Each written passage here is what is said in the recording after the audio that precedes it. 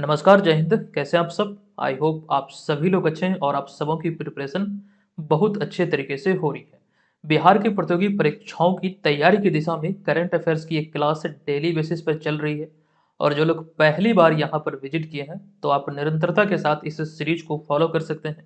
निश्चित तौर पर बिहार के प्रतियोगी परीक्षाओं के लिए करंट अफेयर्स का ऐसा संग्रह आपको कहीं नहीं मिलेगा। चलिए सेशन की शुरुआत करते हैं हम पिछले वीडियो के प्रश्न से। पहले आप इस वीडियो को देख लीजिए, आपको अंदाजा लग जाएगा कि ये श्रृंखला आपके लिए कितना इंपॉर्टेंट हो सकता है। देखिए यहाँ पर पिछले वीडियो में हमने आपसे एक प्रश्न पूछा था कि किस देश ने हाल ही में 8 अप्रैल 2024 को जिग नामक एक नई स्वर्ण समर्थित मुद्रा लॉन्च की है। तो आपको हमने बतलाया था ये जिम्बाब्वे के द्वारा लॉन्च किया गया जिग, जो आप देख रहे हैं एक नई मुद्रा का नाम है, जिसमें जो आपको ध्यान रखना है ZI से जिम्बाब्वे और जी से गोल्ड, और ये जिग जो है ये जिम्बाब्वे गोल्ड भी आप इसको बोल सकते हैं। और विस्तृत तौर पर ये सारी जानकारी हमने यहाँ से आपको दिया था। चलिए अब यहाँ पर हम चलते हैं आज की इस वीडियो के पहले प्रश्न पे। लेकिन आज के इस वीडियो में जिन टॉपिक पर, जिन प्रमुख खबरों पर हम चर्चा करेंगे, उनमें से कुछ महत्वपूर्ण हमने यहाँ पर आपके समक्ष रखा है। पहले जान लीजिए किस किस विषय पर इसमें हम चर्चा करने वाले हैं। पहला जो होगा यह है छपरा बिहार के हरेंद्र सिंह भारतीय राष्ट्रीय महिला हॉकी टीम के कोच नियुक्त हुए हैं। दूसरा है बिहार म्यूजियम पटना में सिक्की कला पर वर्कशॉप सह प्रदर्शनी का आयोजन किया गया। हुरून ग्लोबल यूनिकॉर्न इंडेक्स 2024 जो अभी हाल ही में जारी हुई है, इसके अनुसार देखें तो भारत विश्व में तीसरे स्थान पर है। अगला एशियाई विकास बैंक यानी कि एशियन डेवलपमेंट बैंक के अनुसार भारत की जो जीडीपी ग्रोथ रेट रहेगी 2024-25 में, यानी कि चालू वित्त वर्ष में, ये 7% रहने का आकलन किया गया है। भारत में 7 शक्तिपीठों में शक्ति संगीत और नृत्य का महोत्सव, ये उत्सव आयोजित हुआ है। अगला पूर्व प्रधानमंत्री यूसुफ रजा गिलानी जो कि पाकिस्तान के पूर्व प्रधानमंत्री रह चुके हैं, ये पाकिस्तानी सीनेट के अभी हाल ही में अध्यक्ष चुने गए हैं। जालियांवाला बाग नरसंहार कांड का अभी 105 वर्ष पूरा हुआ है। तरुण बजाज अभी हाल ही में यूएस इंडिया टैक्स फोरम के अध्यक्ष नियुक्त हुए हैं। एशियाई कुश्ती चैंपियनशिप 2024 जो कि किर्गिस्तान की राजधानी बिश्केक में आयोजित हुई है। और अगला है कि भारत को सीधवे बंदरगाह को संचालित करने का अधिकार हासिल हुआ है। तो ये प्रमुख खबर है आज के इस विषय पर, हम इस टॉपिक पर यहाँ पर आपके समक्ष विस्तार में चर्चा करेंगे। और इनसे संबंधित सारी जानकारी जो एग्जाम में पूछे जा सकते हैं, वो चीज़ों को भी हम यहाँ पर डिस्कस करेंगे। चलिए पहले प्रश्न पर चलते हैं। पहला प्रश्न आपके समक्ष है कि बिहार के किस जिले के मूल निवासी हरेंद्र सिंह को हाल ही में भारतीय राष्ट्रीय महिला हॉकी टीम का कोच नियुक्त किया गया है? यहाँ पर देखिए प्रश्न में थोड़ी सी एक्सप्लेनेशन में गलती हुई है। प्रश्न जो लिखा गया एक्चुअली यहाँ पर थोड़ा मिस हुआ है। यहाँ पर पूछा गया किस जिले के एक्चुअली में, और यहाँ पर विकल्प में नाम ही दे दिया गया। अच्छा चलिए कोई दिक्कत नहीं, मैं इसे पीडीएफ में सुधार कर दूंगा। यहाँ पर वीडियो में आप लोग सुधार कर लीजिएगा। यहाँ पर जो उसका करेक्ट जो आंसर अगर नाम इनका पूछता तो हरेंद्र सिंह नाम है, और बिहार के सारण जिले के, सारण जिला में एक स्थान है छपरा, जो कि सारण प्रमंडल भी है एक बिहार का। सारण, सिवान, गोपालगंज, इसके अंतर्गत 3 जिले हैं। तो इसी में से सारण जिला के छपरा के ये रहने वाले हैं हरेंद्र सिंह, जो कि अभी हाल ही में भारतीय राष्ट्रीय महिला हॉकी टीम के कोच नियुक्त हुए हैं। अतः यहाँ पर ध्यान आप लोग दीजिएगा, जो नाम दिया गया है ये यहाँ पर नाम हमसे नहीं पूछा था बल्कि जिला पूछा था। ठीक है, अब यहाँ पर इसके एक्सप्लेनेशन की हम बात करें तो 2028 लॉस एंजल्स खेलों को ध्यान में रखते हुए, दरअसल 2028 में जो ओलंपिक खेल आयोजित होगा ये लॉस एंजल्स अमेरिका में ही आयोजित होगा। तो इसी को ध्यान में रखते हुए अभी हाल ही में पूर्व भारतीय हॉकी खिलाड़ी हरेंद्र सिंह को हॉकी इंडिया ने राष्ट्रीय महिला हॉकी टीम का कोच नियुक्त किया है। आप इन्हें यहाँ पर इस तस्वीर में भी देख सकते हैं। अच्छा, कुछ जरूरी बातें जो कि आपको यहाँ से ध्यान रखना है, जैसे कि उन्होंने जेनेके सोपमैन जो कि नीदरलैंड की है, इनका स्थान लिया है। जेनेके सोपमैन के बारे में कुछ जानकारी हम यहाँ पर आगे देंगे आपको, जो कि भारतीय महिला हॉकी टीम की दृष्टिकोण से एक बहुत ही इंपॉर्टेंट प्रश्न बनता है। देखिए यहाँ पर फिलहाल हम बात कर रहे हैं हरेंद्र सिंह की, जो कि छपरा सारण जिला में एक स्थान है, यहीं के ये मूल निवासी हैं। और बात करें हरेंद्र सिंह की तो वर्ष 2012 में उन्हें भारत सरकार द्वारा द्रोणाचार्य पुरस्कार से सम्मानित किया गया था। ये जरूरी बातें इस प्रश्न से संबंधित ध्यान रखिए। अच्छा, यहाँ पर अतिरिक्त जानकारी मैं आपको दूं, जो ये छपरा आपको दिख रहा है, एक्चुअली छपरा हो गया, उसके बाद हाजीपुर हो गया और आरा हो गया। इस तरह के चीज़ों में मैं बहुत लोगों को देखता हूँ कंफ्यूज कर जाते हैं। दरअसल ये जो 3 नाम अभी हमने आपको बताया, आरा, छपरा और हाजीपुर, ये बिहार में कोई जिले नहीं है, बल्कि अगर इसकी हम बात करें तो छपरा जो स्थान है, आप देख रहे हैं कि ये सारण जिले का एक शहर है, या फिर यूँ कहें सारण जिले का हेडक्वार्टर है। उसी प्रकार से अगर हम बात करें आरा की, तो भोजपुर जिले का हेडक्वार्टर आरा में है, यानी कि भोजपुर जिले के अंतर्गत ही आरा आता है। उसी प्रकार से वैशाली जिले के अंतर्गत आता है हाजीपुर। तो ये चीज़ों में आप लोग कन्फ्यूज मत कीजिएगा। अब यहाँ पे देखिए, जो बात हम कर रहे थे जेनेके सोपमेन के बारे में, जो कि नीदरलैंड की रहने वाली है, ये पॉइंट आप लोग ध्यान दीजिएगा। जेनेके सोपमेन भारतीय महिला हॉकी टीम की पहली महिला कोच थी। इस लिहाज से ये बहुत इंपॉर्टेंट हो जाता, आप इन्हें यहाँ पर इस तस्वीर में देख सकते हैं। अच्छा, बात हो रही यहाँ पर भारतीय राष्ट्रीय महिला हॉकी टीम की, तो आपको मालूम होगा टोक्यो 2020 जो कि 2020 वाला ही संस्करण था, हालांकि 2021 में कुछ समय इसमें देरी हुई थी, 2021 में ये आयोजित हुआ था, इसी वजह से हमने 2020-21 लिखा है। तो कुल मिला के ये ध्यान रखिए, टोक्यो ओलंपिक खेलों में भारतीय महिला हॉकी टीम चौथे स्थान पर रही थी, और उस समय जो महिला हॉकी टीम के जो हेड कोच थे, वो थे सोर्ड मारिन, जो कि नीदरलैंड के थे। तो ये भी यहाँ पर आप ध्यान रखेंगे। अब यहाँ पे देखिए, बात हो रही है हॉकी की। अभी रिसेंटली हमने ये जानकारी दिया था, अंतर्राष्ट्रीय हॉकी फेडरेशन की नवीनतम रिपोर्ट एक आई है, एक नवीनतम रैंकिंग है, और इस नवीनतम रैंकिंग के आधार पर भारतीय पुरुष हॉकी टीम वर्तमान में चौथे स्थान पर है पूरी दुनिया में, जबकि वहीं पर बात करें महिला टीम की तो 9वें स्थान पर है। और ये चीज़ें आप ध्यान रखिए। और जो नवीनतम रैंकिंग आई है, इस रैंकिंग के आधार पर नीदरलैंड जो है ये पुरुष और महिला दोनों वर्गों में शीर्ष स्थान पर है। आप यहाँ पर तमाम जानकारी को इस स्लाइड के माध्यम से देख सकते हैं। देखिए, यहाँ पर जो रैंकिंग की बात हुई है, ये पुरुष वाला रैंकिंग है हॉकी का। इसमें नीदरलैंड सबसे ऊपर है, उसके बाद बेल्जियम, जर्मनी, फिर चौथे स्थान पर अपना भारत। लेकिन वहीं पर महिला वर्ग की बात करें तो इसमें भी नीदरलैंड शीर्ष पर है। उसके बाद नाम आता है अर्जेंटीना का, फिर जर्मनी का, और 9वें नंबर पे है अपना भारत। इसमें एक चीज आप लोग ध्यान दीजिएगा, पहले स्थान पर पुरुष और महिला वर्ग दोनों में नीदरलैंड है, जबकि तीसरे स्थान की बात करें तो दोनों में जर्मनी है। ये चीज़ें ज़रूर ध्यान रखिएगा। फिलहाल हॉकी की बात हुई, तो हॉकी को लेकर बहुत सारी चीज़ें और भी हमने आपको बतलाया है। आज हम इसे स्किप करते हैं, चलते हैं दूसरे प्रश्न पे। ये प्रश्न है कि बिहार में कहाँ हाल ही में 12 से 19 अप्रैल 2024 तक सिक्की कला पर वर्कशॉप सह प्रदर्शनी का आयोजन किया गया है। तो ये आयोजन अभी हाल ही में बिहार म्यूजियम पटना में किया गया है। 12 को इसकी शुरुआत हुई है और 19 अप्रैल को इसका समापन यहाँ पर होगा। अतः विकल्प नंबर ए इस प्रश्न का करेक्ट आंसर होगा। अब संबंधित तथ्यों की आपको जानकारी दे दूं कि India foundation for the art के संयुक्त तत्वाधान में हाल ही में 12 अप्रैल 2024 को बिहार म्यूजियम में सिक्की कला पर वर्कशॉप सह प्रदर्शनी का आयोजन किया गया।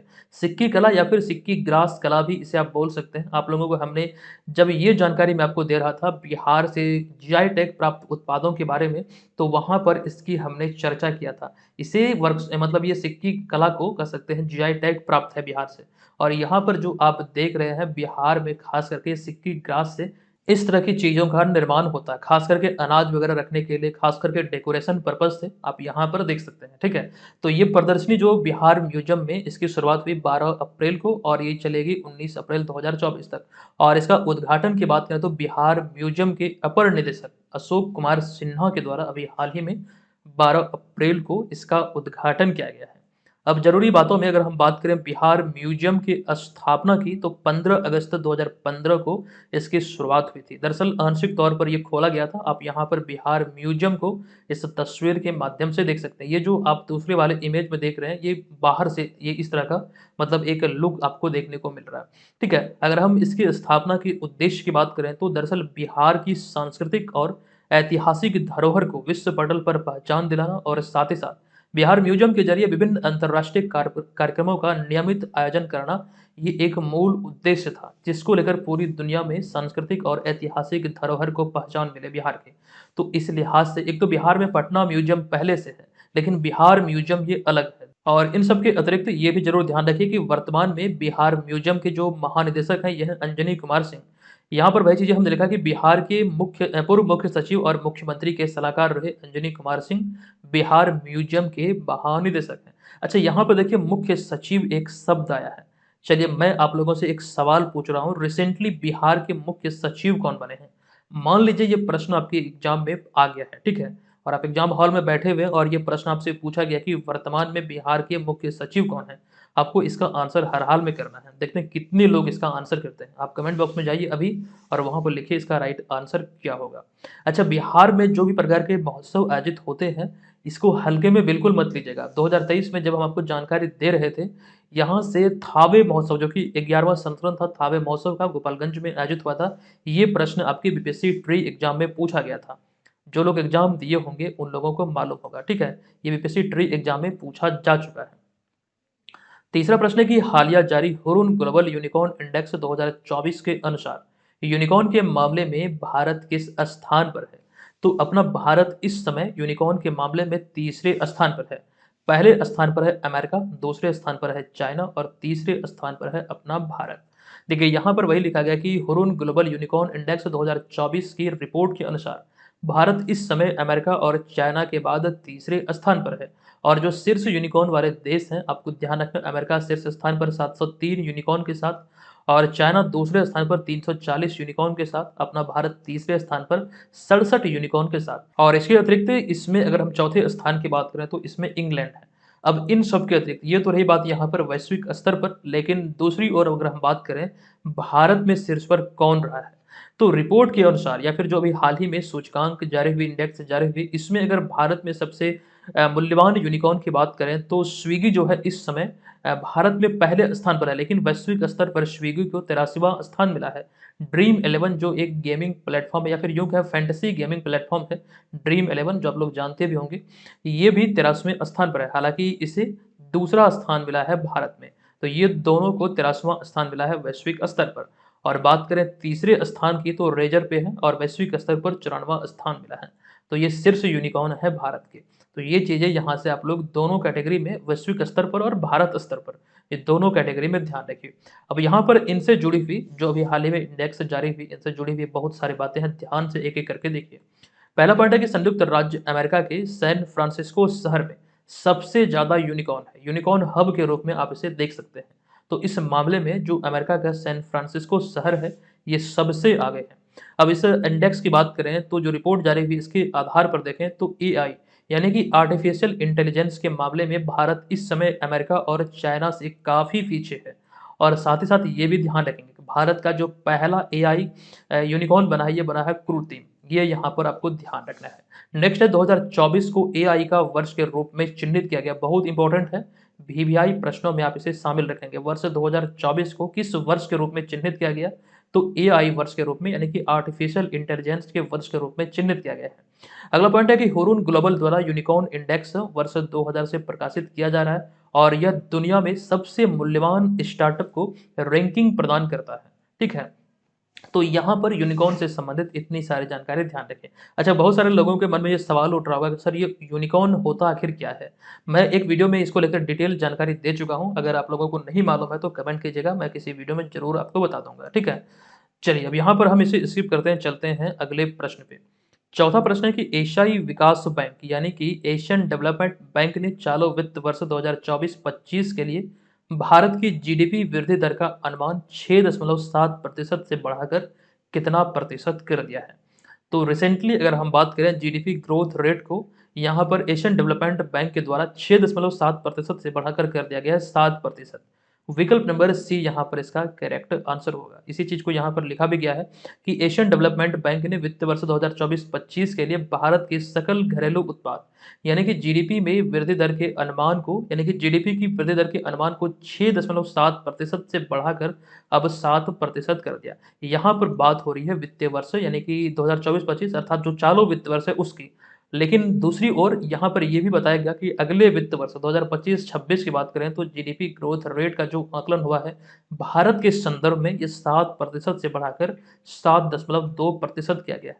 विभिन्न संस्था के द्वारा इस तरह का आकलन किया जाता है, ये बहुत इंपॉर्टेंट होते हैं। लेकिन इसमें एक दिक्कत ये है कि ये आंकड़े जो है ये बदलते रहते हैं। तो इन चीज़ों पर जरूर आप लोग ध्यान रखिएगा। अच्छा, पिछले वीडियो में हमने आपको जानकारी दिया था कि अब जो करंट अफेयर्स का जो तमाम मटेरियल, जो क्लासेस आप यहाँ पे फॉलो करते हैं, ये सभी हूबहू जो चीज़ें आप यहाँ पर देखते हैं वो तमाम पीडीएफ फाइल को अब टेलीग्राम पेड ग्रुप के भी माध्यम से आप प्राप्त कर सकते हैं। अब सवाल ये है कि आप लोग इसे ज्वाइन कैसे करेंगे? तमाम जानकारी हमने कल वाले वीडियो में आपको दिया था, वो चीज़ें यहाँ पर भी लिखी हुई है। एक वीडियो के माध्यम से भी हमने यूट्यूब पर आपको बतलाया था, आप लोग चाहें तो अभी भी जाकर उस वीडियो को देख सकते हैं। तो तमाम चीज़ें उसमें बतलाई गई हैं, वही चीज़ें यहाँ पर दर्शाई भी गई हैं। जो लोग इच्छुक हैं, इसे ज़रूर ज्वाइन कर लीजिएगा। इस पेज का आप लोग स्क्रीनशॉट ले लीजिए। चलिए अब यहाँ पर हम चलते हैं आगे अगले प्रश्न पे। हमारा 5वां प्रश्न है कि संगीत नाटक अकादमी द्वारा किस तिथि को शक्ति संगीत और नृत्य का महोत्सव नाम से यह उत्सव आयोजित हुआ है? तो करेक्ट जो आंसर होगा ये होगा विकल्प नंबर यहाँ पर डी, यानी कि 9 से लेकर 17 अप्रैल 2024 तक ये आयोजित हुआ है। 9 अप्रैल को इसकी शुरुआत हुई है, 17 अप्रैल 2024 को इसका समापन होगा। अतः विकल्प नंबर डी करेक्ट आंसर होगा। देखिए यहाँ पर हमने लिखा है कि संगीत नाटक अकादमी द्वारा भारत के 7 शक्ति पीठों में, एक्चुअली यहाँ पर भर नहीं होना चाहिए, भारत भर के नहीं बल्कि भारत के 7 शक्तिपीठों में शक्ति संगीत और नृत्य का महोत्सव नाम से ये उत्सव आयोजित हुआ है। 9 अप्रैल को इसकी शुरुआत हुई, 17 अप्रैल को समापन होगा और जो इसका उद्घाटन हुआ 9 अप्रैल 2024 को गुवाहाटी असम में कामाख्या मंदिर से किया गया है। देखिए अगर हम बात करें भारत की, भारत में 50 से अधिक शक्तिपीठ है। अब ये शक्तिपीठ क्या है आप लोग जानते होंगे अच्छी तरीके से। तो यहाँ पर जो हम एक्चुअली बात कर रहे हैं 7 शक्तिपीठों में इसका आयोजन हुआ है और ये कहाँ-कहाँ हुआ है वो यहाँ पर हमने दर्शा दिया है। कामाख्या मंदिर गुवाहाटी असम से इसकी शुरुआत हुई है, उसके बाद ये कहाँ-कहाँ आयोजित होगी? महालक्ष्मी मंदिर कोल्हापुर महाराष्ट्र, ज्वालामुखी मंदिर कंगड़ा हिमाचल प्रदेश, त्रिपुरा, सुंदरी मंदिर उदयपुर त्रिपुरा, अंबाजी मंदिर बनासकांठा गुजरात, जय दुर्गा शक्तिपीठ देवघर झारखंड, शक्तिपीठ मां हरिसिद्धि मंदिर उज्जैन मध्य प्रदेश। तो इन 7 शक्तिपीठों में इसका आयोजन होना है। हालांकि ये नाम आपको ध्यान उतना नहीं रखना है, थोड़ा ज़्यादा हार्ड हो जाएगा। बस ये ध्यान रखिए कितने शक्तिपीठों में और इसका उद्घाटन कहाँ से हुआ है। ये 2 चीज़ें आपको यहाँ से ध्यान रखना और ये तिथि क्या है जब ये आयोजित हो रही है। तो ये बातें यहाँ से ध्यान आप लोग रखिएगा। अच्छा यहाँ पे देखिए संगीत नाटक अकादमी की बात हो रही है। तो एक जानकारी आपको मैंने दिया था रिसेंटली, पुनः मैं आपको दोहरा दूं ताकि आपका रिवीजन हो जाए। इस वर्ष 2024 में राष्ट्रपति द्रौपदी मुर्मू जो कि भारत की 15वीं राष्ट्रपति है, लेकिन आदिवासी समुदाय के दृष्टिकोण से देखें तो पहली महिला आदिवासी राष्ट्रपति है। तो इन्हीं के द्वारा अभी हाल ही में पूरे भारत के 94 कलाकारों को वर्ष 2022 और 23 के लिए संगीत नाटक अकादमी पुरस्कार से सम्मानित किया गया है। आंकड़े यहाँ पर ध्यान रखिए, वर्ष 2022 और 23 के लिए कुल 94 कलाकारों को सम्मानित किया गया संगीत नाटक अकादमी पुरस्कार से। और इस पुरस्कार की जो शुरुआत हुई थी 1952 में हुई थी। पहली बार जो दिया गया था ये 1952 में ही दिया गया था। तो संगीत नाटक अकादमी को लेकर इस तरह की जानकारी ध्यान रखिएगा। चलिए अब यहाँ पर हम चलते हैं अगले प्रश्न पे। छठा प्रश्न है कि निम्नलिखित में से कौन हाल ही में पाकिस्तानी संसद के ऊपरी सदन सीनेट का अध्यक्ष चुने गए हैं? और इनका नाम है यूसुफ रजा गिलानी जो कि पाकिस्तान के पूर्व प्रधानमंत्री रह चुके हैं। ठीक है, तो यहाँ पर विकल्प नंबर ए करेक्ट है। देखिए यहाँ पर हमने आगे लिखा है कि हाल ही में पाकिस्तान पीपुल्स पार्टी के वरिष्ठ नेता और पूर्व प्रधानमंत्री यूसुफ रजा गिलानी पाकिस्तानी संसद के ऊपरी सदन सीनेट के अध्यक्ष चुने गए हैं। आप यहाँ पर पाकिस्तानी संसद को इस तस्वीर के माध्यम से देख सकते हैं।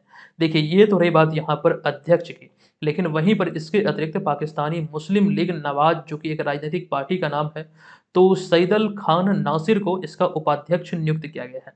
तो ये दोनों नाम यहाँ से ध्यान रखिए। अच्छा पाकिस्तानी संसद की बात करें तो इसमें भी 2 सदन है भारत की तरह ही।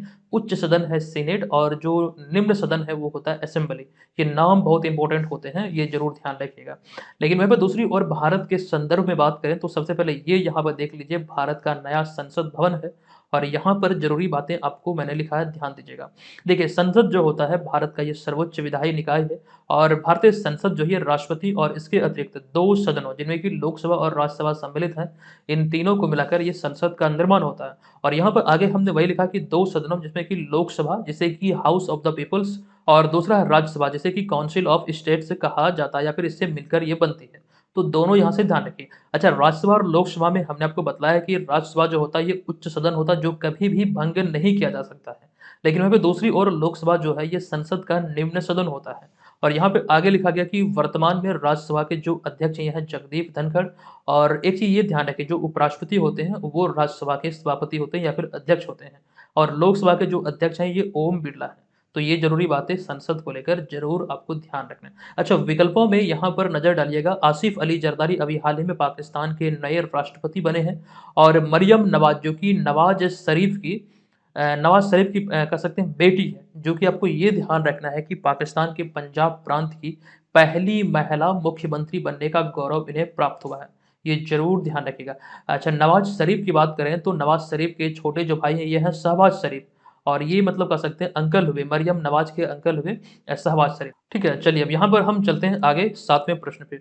ये प्रश्न है कि निम्नलिखित में से किस तिथि को हाल ही में अंतर्राष्ट्रीय मानव अंतरिक्ष उड़ान दिवस मनाया गया है? किस तिथि को अभी हाल ही में मानव अंतरिक्ष उड़ान दिवस मनाया गया? तो करेक्ट जो आंसर है 12 अप्रैल 2024 को ये आयोजित किया गया। विकल्प नंबर बी यहाँ पर करेक्ट आंसर होगा। आपको बता दूं कि प्रत्येक वर्ष 12 अप्रैल को अंतर्राष्ट्रीय मानव अंतरिक्ष उड़ान दिवस मनाया जाता है, और इसे मनाने की शुरुआत हुई थी वर्ष 1961 में। और आपको ये ध्यान रखना है कि इसी दिन यानी कि 12 अप्रैल 1961 को यूरी गागरिन, जो कि सोवियत संघ के निवासी थे, और आपको ये ध्यान रखना है उस समय 1961 में ये उड़ान भरने वाले, अंतरिक्ष में उड़ान भरने वाले पहले व्यक्ति बने थे। और इसी स्मृति में यह दिवस मनाया जाता है, जिन्हें आप यहाँ पर इस तस्वीर के माध्यम से देख सकते हैं। अच्छा, 1961 वही ईस्वी है जब एनसीईआरटी की स्थापना हुई थी, और ये प्रश्न एग्जाम में पूछा जा चुका है। एनसीईआरटी की स्थापना हुई थी वर्ष 1961 में। चलिए यहाँ पर हम आगे बात कर रहे हैं अंतरिक्ष की। तो अंतरिक्ष में जाने वाली पहली महिला की बात करें, ये तो पहले पुरुष थे जिनका नाम यूरी गागरिन, जो कि सोवियत संघ के रहने वाले थे। और वहीं पर दूसरी और पहली महिला के नाम की बात करें तो वेलेंटिना, जो कि वेलेंटिना टेरेस्कोवा, जो कि ये भी सोवियत संघ की ही रहने वाले थे, वेलेंटिना टेरेस्कोवा, जो कि इन्हें आप यहाँ पर इस तस्वीर में देख सकते हैं। तो ये वैश्विक स्तर पर अंतरिक्ष में जाने वाले पहले पुरुष और महिला की हमने यहाँ पर बात किया। लेकिन भारत के संदर्भ में ये भी जरूर ध्यान रखिएगा कि प्रथम भारतीय अंतरिक्ष यात्री कौन है? तो राकेश शर्मा है, जिन्हें आप यहाँ पर देख सकते हैं। लेकिन पहली महिला अंतरिक्ष यात्री की बात करें, कल्पना चावला है, जो कि अमेरिका की तरफ से गए हुए थे। लेकिन मूल रूप से अगर हम देखें तो इनका जो ओरिजिन है ये भारत ही है, कल्पना चावला का। तो अंतरिक्ष को लेकर ये चीज़ें ज़रूर आप लोग ध्यान रखिएगा। कल वाले वीडियो में भी इसरो की कुछ उपलब्धियों को लेकर हमने चर्चा किया था, जो कि यहाँ पर अमेरिका में इन्हें सम्मानित किया गया, जो कि इसरो के चंद्रयान मिशन का जो टीम है, इसे सम्मानित किया गया है। चलिए अब यहाँ पर अगला 8वां प्रश्न है कि हाल ही में 13 अप्रैल 2023 को जालियांवाला, अच्छा 2023 नहीं बल्कि 2024, 13 अप्रैल 2024 को जालियांवाला बाग नरसंहार कांड को 105 वर्ष पूरा हुआ है। बताएं कि उस समय ब्रिटिश भारत के वायसराय कौन थे? एक तो बहुत इंपॉर्टेंट यहाँ पर यह है कि जलियांवाला बाग नरसंहार को अभी हाल ही में 105 वर्ष पूरा हुआ, ये ध्यान रखना है। दूसरी ओर उस समय ब्रिटिश भारत के वायसराय थे लॉर्ड चेम्सफोर्ड, यानी कि विकल्प नंबर सी यहाँ पर इसका करेक्ट आंसर है। देखिए, जलियांवाला बाग नरसंहार जो हुआ था ये 13 अप्रैल 1919 को हुआ था, और अभी हाल ही में 13 अप्रैल 2024 को इस नरसंहार का 105 वर्ष पूरा हुआ है। ब्रिटिश जनरल डायर के नेतृत्व में अमृतसर पंजाब में यह नरसंहार हुआ था, और उस समय लॉर्ड चेम्सफोर्ड ब्रिटिश भारत के वायसराय थे। ये ध्यान रखें, किनके नेतृत्व में हुआ? तो जनरल डायर के नेतृत्व में हुआ। उस समय वायसराय कौन थे? तो लॉर्ड चेम्सफोर्ड। और ये स्थिति एक यहाँ पर तस्वीर के माध्यम से देख सकते हैं, किसी कलाकार द्वारा ये बनाया गया है। किस तरह इधर आपको सैनिक दिख रहा है, और कहा जाता है कि यहाँ पर 1600 राउंड गोलियां चली थी, और यहाँ पर मतलब एकदम से जो लोग मतलब इकट्ठा हुए थे, जो कि एक सभा हो रही थी, और यहाँ पर गोलियों से भून दिया गया था। और बीच में जलियांवाला बाग जो था, बीच में एक कुआं था, और सभी लोग कुएं में कूद रहे थे, और ऐसा कहा जाता है। स्टोरी बहुत दिल दहला देने वाली है। चलिए यहाँ पर ये तमाम बातें जरूर ध्यान रखिएगा। लेकिन अगर हम बात करें लॉर्ड चेम्सफोर्ड की, तो लॉर्ड चेम्सफोर्ड की जो एक्चुअली बात हो रही थी भारत के गवर्नर के पद पर, आपको यहाँ पर यह ध्यान रखना कि ब्रिटिश भारत में गवर्नर के पद पर जो इनका कार्यकाल है ये 1916 से 1921 तक रहा है। और जरूरी बात यहाँ पर मैं आपको बता दूं कि इन्हीं के कार्यकाल में, इन्हीं के समय में होम रूल लीग की स्थापना हुई थी, और 2 बार होम रूल लीग की स्थापना हुई थी। और यहाँ से एक कंफ्यूजिंग प्रश्न निकलकर सामने आता है, बहुत सारे लोगों को कंफ्यूजन हो सकता है। अगर आपसे पूछा जाए कि होम रूल लीग की स्थापना कब हुई थी, तो इस चीज को अगर आप पढ़ लेंगे तो कंफ्यूजन आपको नहीं होगा। यहाँ पर देखेंगे कि पहली जो स्थापना हुई थी होम रूल लीग की, ये बाल गंगाधर तिलक ने अप्रैल 1916 में किया था, और दूसरी स्थापना श्रीमती एनी बेसेंट ने सितंबर 1916 में। ये दोनों 1916 में ही हुआ है, लेकिन एक अप्रैल में बाल गंगाधर तिलक के द्वारा, दूसरा सितंबर में एनी बेसेंट के द्वारा, जो कि आयरलैंड की। तो ये चीजें यहाँ पर ये ध्यान रखेगा, कंफ्यूजन का शिकार आप नहीं होंगे। अच्छा, यहाँ पर ध्यान दीजिएगा, 13 अप्रैल 1919 को जलियांवाला बाग नरसंहार के पश्चात गुरुदेव रविन्द्रनाथ टैगोर ने यहाँ पर थोड़ी सी मिसटैपिंग हुई है, नाइट की उपाधि वापस कर दी थी, ये ध्यान रखिएगा। जो ब्रिटिश सरकार द्वारा उन्हें नाइट की उपाधि मिली थी वो वापस कर दिए थे रविन्द्रनाथ टैगोर ने, गुरुदेव रविन्द्रनाथ टैगोर ने ये उपाधि उन्हें वापस कर दिया था। कब? तो जलियांवाला बाग हत्याकांड या फिर कह सकते हैं नरसंहार के बाद।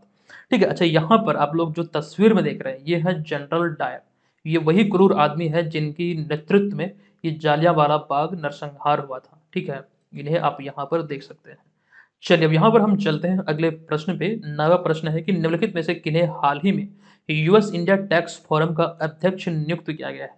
करेक्ट आंसर होगा तरुण बजाज को भी हाल ही में नियुक्त किया गया। आपको जानकारी ध्यान रखना, विकल्प नंबर डी करेक्ट है।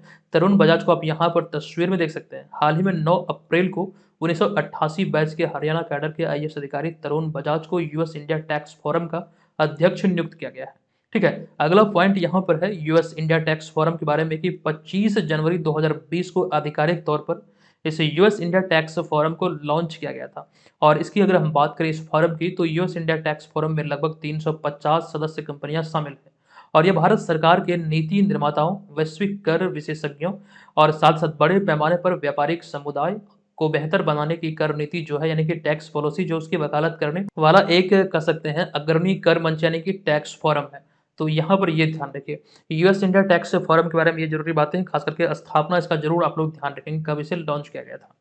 चलिए अब यहाँ पर अगले प्रश्न पे चलते हैं। 10वां प्रश्न है कि आदिवासी समुदाय द्वारा निम्नलिखित में से किस राज्य में हाल ही में सहरूल महोत्सव मनाया गया है? ऐसे तो जहाँ भी आदिवासी समुदाय के लोग रहते हैं वो इस त्योहार को सेलिब्रेट करते हैं, लेकिन मूल रूप से देखा जाए तो ये संबंधित है झारखंड से। तो विकल्प नंबर सी यहाँ पर इसका करेक्ट आंसर होगा। आपको मैं बता दूं कि सहरूल झारखंड राज्य में स्थानीय सरना धर्म के हिस्से के रूप में आदिवासी समुदायों द्वारा मनाए जाने वाला एक त्योहार है। यह आदिवासी समुदाय के लिए नया साल का भी प्रतीक है, साथ ही साथ यह वसंत की शुरुआत का भी उत्सव है। और इनसे जुड़ी हुई बात ये भी ध्यान रखें, सहरूल जो शब्द है ये वृक्ष पूजा से संबंधित भी है। और साथ ही साथ अगर हम बात करें इस त्योहार की, तो ये एक ऐसा त्योहार है जिसमें प्रकृति की पूजा की जाती है। आप यहाँ पर तस्वीर के भी माध्यम से देख सकते हैं कि एक वृक्ष की पूजा हो रही है। तो सहरूल झारखंड में कई जनजातियों द्वारा मनाया जाता है, लेकिन इसमें विशेष रूप से देखें तो मुंडा, हो, उरांव आदि जनजाति मिलकर इसको मनाते हैं। तो कुल मिला के बात यहाँ पर यह है कि आदिवासी समुदाय द्वारा मनाया जाने वाला एक त्योहार है सहरूल। चलिए चलते हैं अगले प्रश्न पे। 11वां प्रश्न है एशियाई कुश्ती चैंपियनशिप 2024 का जो आयोजन है निम्नलिखित में से कहाँ किया गया? तो इसका आयोजन किर्गिस्तान की राजधानी बिश्केक में हो रहा है। तो विकल्प नंबर ए यहाँ पर इसका करेक्ट आंसर होगा। 11 अप्रैल को इसकी शुरुआत हुई, जो कि 19 अप्रैल 2024 को इसका समापन होगा। कहाँ पर? तो किर्गिस्तान की राजधानी बिश्केक में। और यह इस प्रतियोगिता का 20वां संस्करण है। और जो बातें यहाँ से निकलकर सामने आएगी जो एग्जाम पर्पज से इंपॉर्टेंट होंगे, हम आपको अगले वीडियो में जरूर बताएंगे। फिलहाल यहाँ पर इतनी ही जानकारी है कि इसकी मतलब शुरुआत यहीं पर हुई है बिश्केक में। चलिए 12वां प्रश्न है कि हाल ही में भारत ने हाल ही में 7वें बंदरगाह को संचालित करने का अधिकार हासिल किया है। बताएं कि यह बंदरगाह यानी कि यह पोर्ट किस देश में है? तो करेक्ट आंसर होगा ये है यहाँ पर म्यांमार में।